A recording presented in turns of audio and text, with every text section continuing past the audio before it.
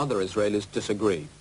Gideon Spiro, a much decorated veteran of Israel's famous wars, now refuses to serve on the West Bank.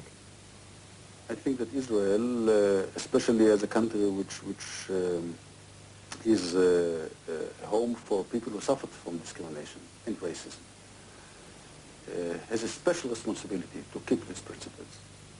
And if we are doing in the West Bank all the wrong deeds which in the past others did to the Jews, this is something which I cannot cope with, and I think I have to resist it. More than that, I have now two little children, 5 and 6. When my child is coming from the kindergarten and is telling me that Arabs are not good, then I'm horrified. What will be the intellectual profile of my children?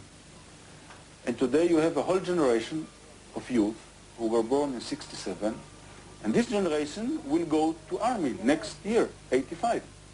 And for them, the situation where a Jew controls the Arab is naturally, he don't know anything else.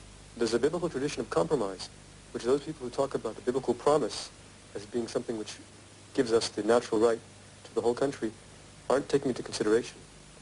There's also the fact that the promise that we have as Jews to the land is conditional upon us being moral. And us being moral means recognizing the divine spark in every human being, that an Arab reflects divinity just as a Jew does.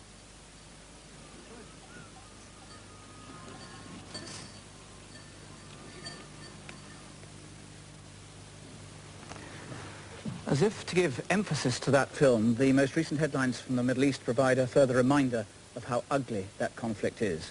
Not only the news of those Israelis arrested on suspicion of anti-Arab terrorism, but also in the wake of the hijacking by Arabs of an Israeli bus, reports as yet unconfirmed suggest that one of the terrorists involved was captured by the Israelis apparently unhurt.